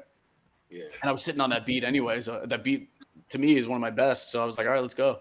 Yeah, but outside of that song, if I could remix anything, well, we already said Poor Slim getting a sequel. The album itself is getting a sequel. Mm-hmm. So I guess the only single that I would give a sequel to is Split Decisions. That's one of my favorite songs on the album. It's one of the shortest songs on the album. It's really short, but it was designed to be an interlude. But when I heard it and when it was finished, I was like, damn, bro, I really should have put another minute on this one. I should have gave it a little more. I should have gave that beat a little more justice. So I'll probably do that again. Like do that with 3 verses, like bar it out, like go crazy. That's cool. Yeah. That's cool. And we even toyed with the idea of like maybe for the song Hieroglyphics to get like a Hieroglyphics member on the remix. You know what I mean? Like, I was thinking that. Okay. you work with Casual, and you said Dell is one of your favorites. So one of my favorites. Get both of them on there. That'd be dope. I want to work with Dell so bad. And that would be perfect play on words. It literally would be, man. That would be perfect. I would love that, man, because I had the honor of working with Casual on my album with Shabam Sadiq that's out right now. We had on our joint that song has Planet Asia and Casual, which is like crazy. I think that was the first time I worked with Planet Asia, or second, and the first one was the Elegant Razkaz with Planet Asia. But like, yeah, Hieroglyphics, man. In high school I wore a Del the Funky Homo Sapien T-shirt in high school. Like my 2 favorite MCs in high school were Big L and Del. You couldn't get more different ends of the polar opposite ends of the spectrum than that. Both hard in their own right. Yeah. You know what I mean? Like I know Del's like different, but I don't. But a lot of people don't know he was ghostwriting shit for his cousin Ice Cube and all these people. Like NWA shit. Like I know, like that's hard to believe, but I'm that much of a nerd that I know that. And like I'll tell you, man, Del, man, I'm dying to work with him. That's on my list. See, that right there is what I'm talking about. It's some kid that don't know that. That's why we need this. You know what I'm saying? Right. Like, you need to know that. You just taught me something. You just opened up this world for me even more. Now I'm about to dive in some shit. Yeah. Hell yeah, man. No need for a long Man, speaking of Elegant, 2022 album, Our Son the Last Original.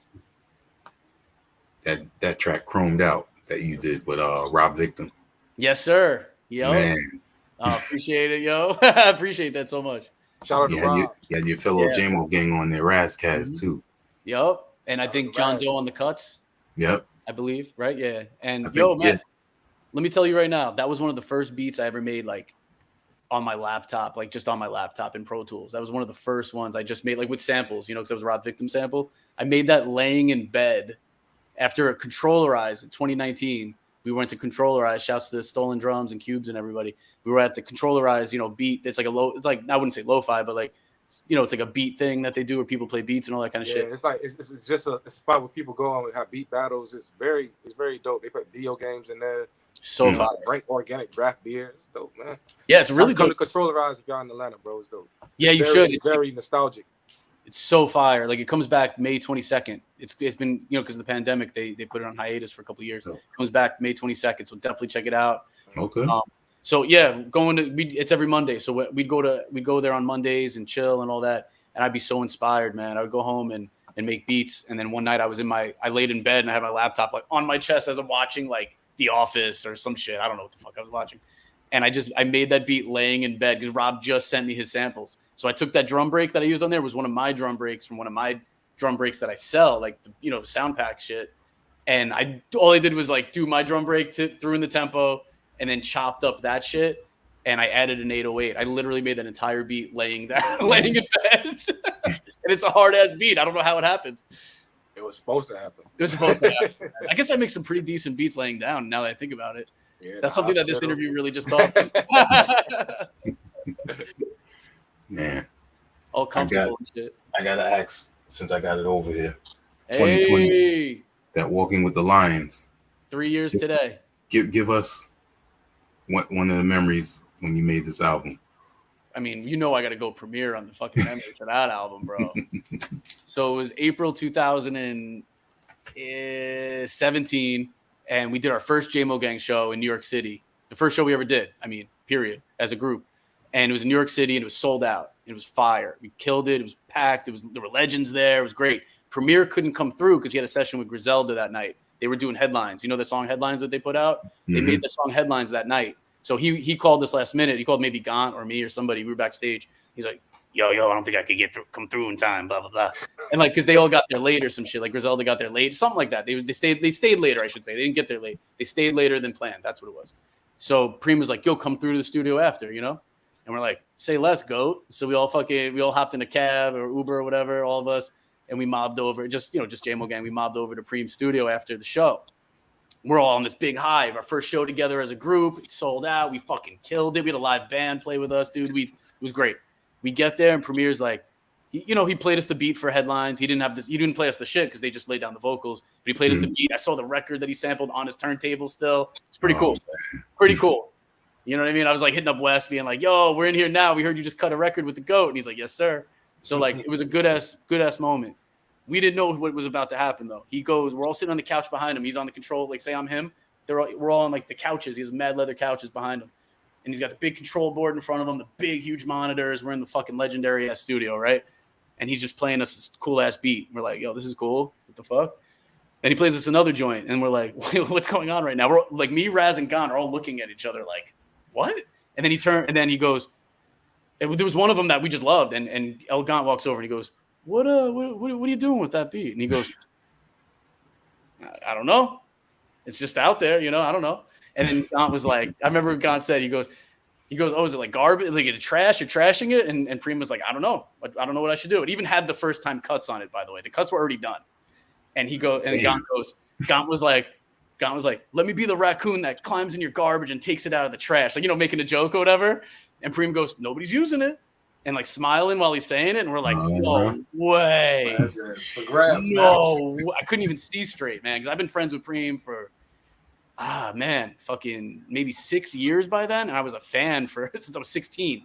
Like that was my idol since I was 16, man. Like that's crazy that we went on to be boys and collaborators and all this shit. Like that's crazy to this day, obviously.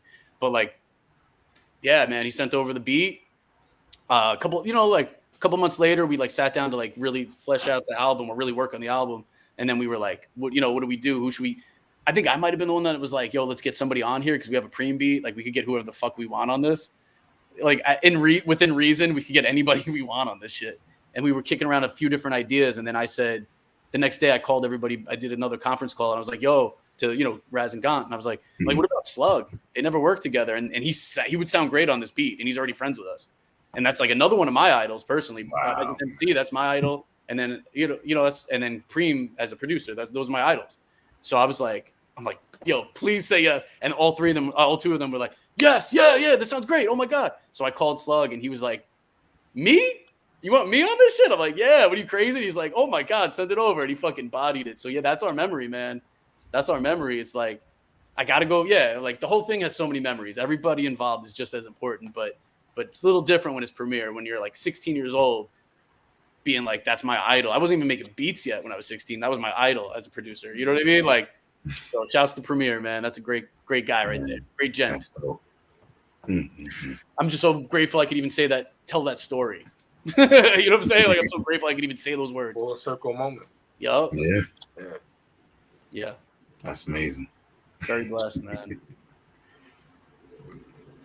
It's a blessing when you speak of 5-7 Collective and everybody that's part of it, and to see them in the chat like that, you know, that's more than just support. You know, that's highly appreciated. Yes, sir. I love my team, man. I love my family. These guys are family to me. You know what I mean?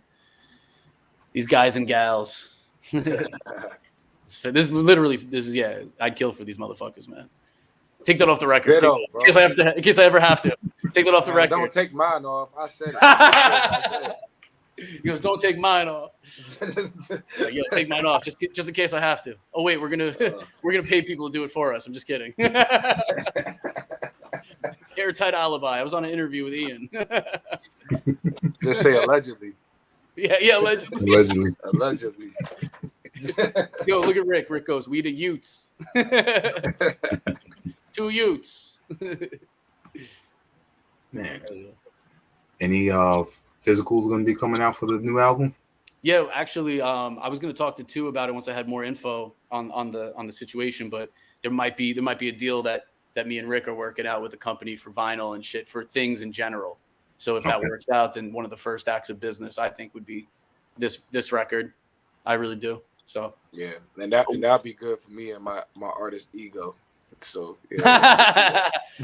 No, whatever it takes to get you even nicer at what you do and make you happy and successful. Yeah. You know, I greatly appreciate seeing my song on vinyl. Like, I got vinyls, man. I'm about to be a nerd. Give me just a second. Hold on, man. Because like I'm gonna be with Rick next week, and me and him are probably gonna watch a lot of funny shit and laugh because we're. That's for everybody that think I'm playing, bro. Like, ooh, Infamous. There you go. It looks like an original pressing too. It doesn't look like original presses, bro. Yeah. Like, good for you, man. You know what I'm saying? That's a hard one to get on vinyl. I'm a different type of ear. You know what I'm saying? Which one is that? Let me see. Oh, that's OJ's. Oh, the OJ's. Yeah. The glare. I couldn't see. I was like, my bad. The glare. No. You're good, bro. You know what I'm saying? I don't know if y'all can see that. Prodigy? Oh no, it said Prophet. I thought it said Prodigy. 3-6 Mafia. Which song is that? Oh, that one's Fuck the Club Up. Fuck the Club Up. Yeah, we should sample that on something. Nah. Tash. The Licks, Alcoholics, baby. Legendary. The album slept on right there. It is slept on. I agrui Oh, TLC. Just to keep me secular, you know what I mean? Secular. I would love to have my own album amongst these. You know what I'm saying? That would sir. Do a lot. So please do what y'all gotta do. Work that out, man. I think we're gonna work out something. I think it's lucrative. I think it's gonna be a good move. Word, cool. Chili, I do love Chili too, Rick. I'm a fan of Chili too. Very good artist. Rick goes, that's my girl Chili. Fucking Rick, dude. Eagle Eye. Rick's the man. So you got the magazine's music video out. Yup. You gonna drop another one? Because I know you got the visualizer ones for 57 Ways to Die and the Approach right now out. Mm-hmm. Right. Yeah, if we could fit it in, because honestly, Jay got a lot of projects coming up. I got a lot of shit going on, but it's all good. I mean, I was thinking about it earlier. Like when I was driving home from the studio before, I was like, I feel like we could squeeze in another video at some point once my schedule clears up a little tiny bit. You know what I mean? Like, I got a couple ideas I'll be running by him soon. Because you know how it is, man. Once the album's out, it doesn't mean. I mean, once it's out and it's been out for a month or so, it doesn't mean it's dead. You know? No, for sure. Yeah, we definitely. A lot of people act like it. Give us some more juice from the other videos. So I'm all for it. To answer the question, yes. If you're asking me, yes, it's happening. And I'm down too. As soon as schedule permitting, I'm down as soon as the schedule permits. Yeah. Oh, man. So once everyone listens to 757 Red Eye, say if they have never heard of either one of you, what do you want them to get from listening to this album? Me personally, I want you to know that somebody cares about what they serving you. You You know what I mean? It's just somebody trying to contribute to the culture. I didn't create this project with the intention to smash other people's projects or to knock anybody else out of the water. I just wanted to do my part. I just wanted to contribute. I wanted to be able to look back and from my personal legacy and say, I was in that era of time with these gentlemen and we did this. You know what I mean? So, I mean, if anything they could take away from it, just know that the culture lives on, somebody cares, and if you ever want to listen to something like that, you know where to find me. Hey, dude, he said it so well. I can't even elaborate. I had my own little ideas, but that was better. So yeah, so we're gonna stick with that because I agree. So, my last question for the night: give us the origin of your names. Oh wow, yeesh! That's Wow, a good one. this is a long one. See, It's a good one. people don't know, man. I done had a few names, man. That's crazy. A lot of people don't know, man. I came up battling. I wasn't in any promoted leagues that are notable, so you can't find too much footage of me. You might be able to find some random YouTube shit somewhere, but at the time I was going by the name Savage, and that was just because that's what the older guys was calling me. They called me a savage with the freestyling thing. They felt like I was that good, so I just ran with it. Because in that era, people gave you your nicknames. You didn't pick them, you know. So I was doing my thing with that for a little while, and then the whole Chief Keef wave came out with the whole Savage thing, started getting over popular. So I switched it to Two Savage just to identify myself, to separate myself from the Trey Savages or the this Savage, the Young Savage, all these other guys that was out. But when I started seeing all the Savages all starting to sound alike, I knew I had to separate myself from it completely. Mm-hmm. And I was like, at this point, I'm gonna get grouped into something that got nothing to do with me. So I just I went back to my roots, man.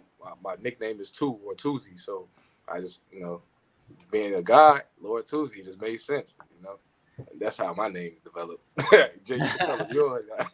No, I respect it, man. So, all right, so I'll do this. I'll do this because Ian's my man. So I'll tell a little bit about it because I don't ever say what J57 means. So I think I've been like on these type of platforms, I don't do that shit. But I'll say this.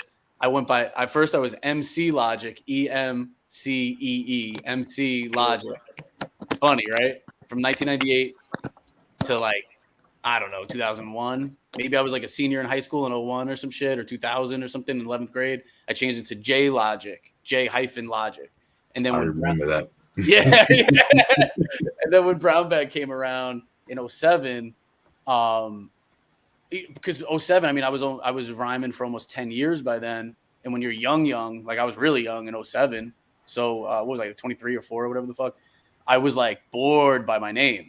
I was like, I don't think J Logic represents me right, blah, blah, blah. Nobody knew who the fuck I was. So it wasn't like, outside of New York, you know what I'm saying? Like certain people in New York, I should say, didn't know who I was before Brown Bag. So like, I just was like, I guess I could change my name and nobody would care, And, but I was stylizing it as one word, all capitals, JLOG number 1C. So it would stand out. So I was already doing things to change it. You know what I mean? And then when we were dropping the Brown tape again, September 08, we had to turn everything in by the end of August to get the CDs pressed because we were selling it at the store first at Fat Pete's. And Audible Doctor was kind of like, we played our roles doing different shit for the group, mostly me and him at the helm, doing all like the businessy type of shit like that. Mm-hmm. And he was in charge of the I don't know, like the run of show or whatever you would say, like getting the shit turned in. And he's like, if you're changing your name, dude, you got to do it like fucking by Friday. And it was like fucking Wednesday. You're gonna have to do it by Friday. We got to turn everything in on like Saturday, or we won't have them in time. This and that.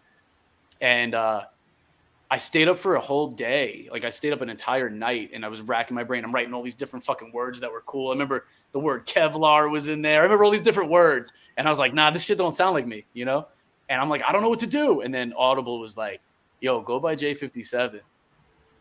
I think you should go by J57. I was like, holy shit, I'm down. Let's go. I'm like, that sounds like me. I'm eclectic. I'm a very eclectic kind of artist. I'm not like a run-of-the-mill one-trick pony. You know what I'm saying? I knew that even back then when I couldn't even do a quarter of the things I could do now musically. But I knew I was destined for something outside of just doing one thing. You know what I mean? And something like a J Logic would make sense for a very mediocre ass one-trick pony style career. You know what I mean? Because it's a mediocre name. But like, when he gave me J57, I was like, thank you, man. Holy shit. So the big little homie, Audible Doctor, You know, he's a year younger. That's why I make that joke. But like he gave me that name, bro. He gave me the name, and I just ran with it. And that shit, I'm never changing that shit. It's a good one. Perfect. It's a good one. I was thinking it was just about a robot. And then, then people are like, "What is it, a robot?" And I just start. Then I made my little tag with the I'm the J57 based off of. I've never said this. I'll give you this one off the HAL 3000 from Space Odyssey. That's what I based that off. Mm-hmm. I based it off that, and I based it off that because I already knew the movie. But then I also love Rough Draft by Jay Dilla, which is my favorite Dilla album personally. That's my personal favorite. Well, it's top 10 favorite albums in all genres for me. You know what I'm saying? I love that album so much. And I mean, he has the HAL, you know, I'm the HAL. I think he says 9,000 or 3,000 in that one.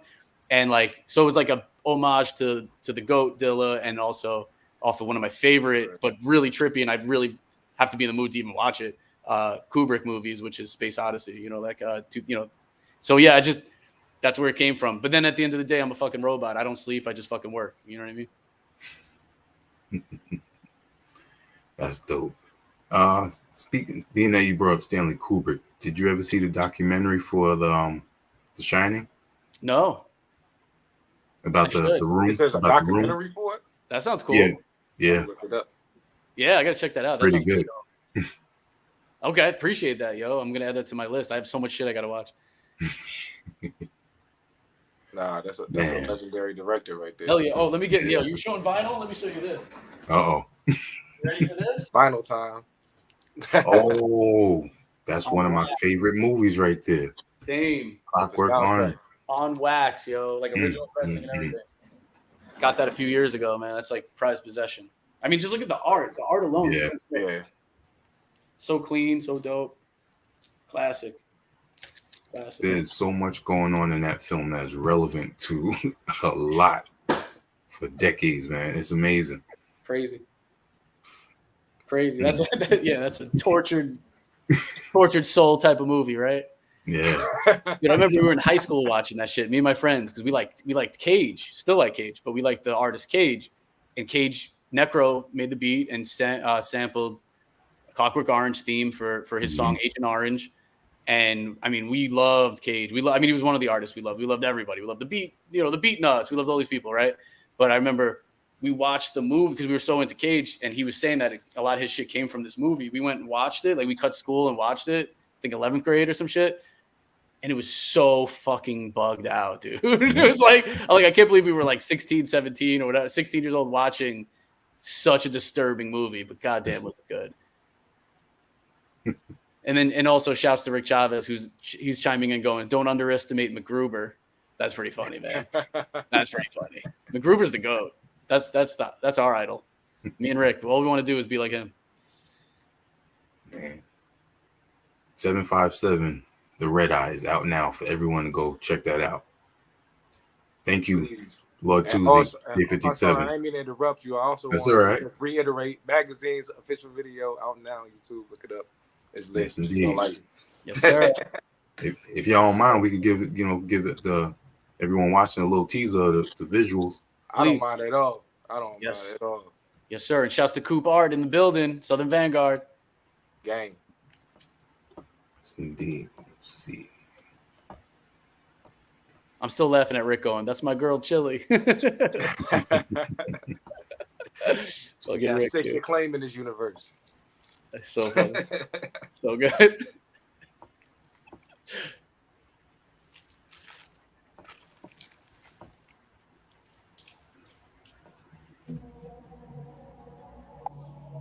Trying to find my perfect seat position on this show.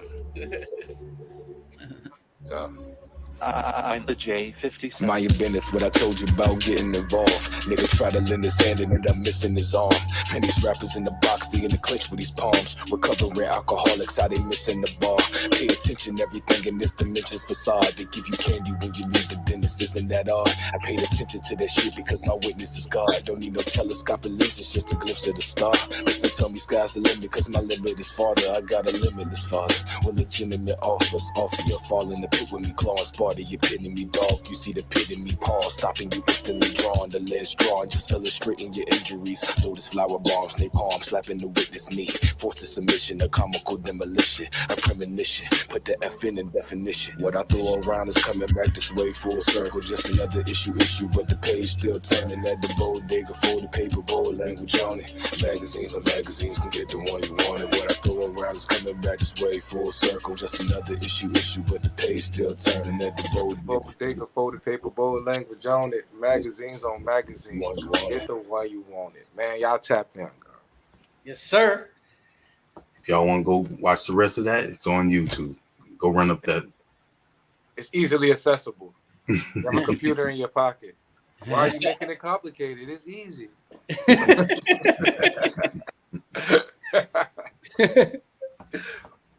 And I appreciate y'all taking the time.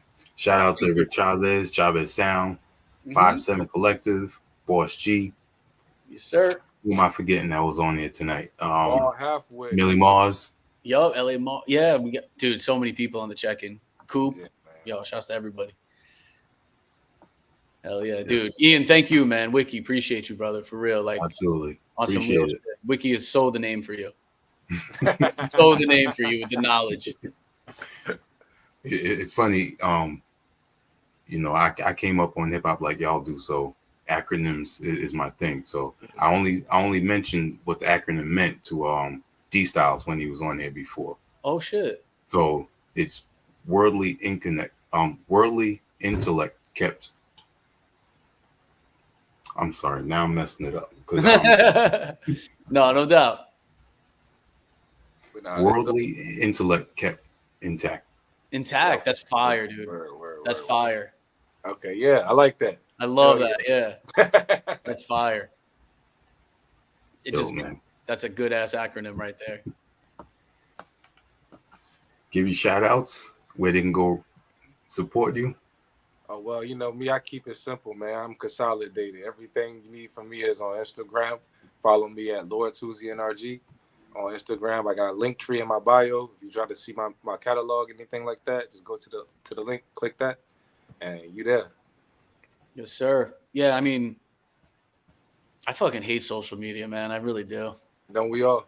So just take advantage of it. That's what I say. But I will take it. I will. Yeah, you know what? Instagram is good because I'm just like a ghost on there. I just post the work. You know what I'm saying? I just post the work. So, you know, at J57 Music. You know what I mean? But I'm on there constantly scheduling my little posts and showing you what's going on. And a lot of behind the scenes shit in my stories too. You know what I mean? You might see me in the studio with a guy like Toozy. You might see me in the studio. You might see me mopping a floor. No, I'm kidding. That part's not. I just show the work. I don't show anything else. I just show the work, and that's it. I'm just here to fucking work. There you go. I mean, I already know I'm gonna get an angry email from Rick in 2 minutes where he's like, 57collective.com, ChavezSound.com. How the fuck are you forgetting these? And he would never say it like that. He's a good dude. But I got the little voice in the back of my head saying I should through Rick. So thank you, Rick. Appreciate it. Probably laughing, being like, "Yeah, I was about to say it." Okay, I'm about to put the link in the comments for everyone to check that out. Appreciate it. Rick goes OnlyFans. There you go. That's a good one. Oh man! Yeah. On behalf of our HHDG media crew, we're gonna say peace. Peace, man. Appreciate you, brother.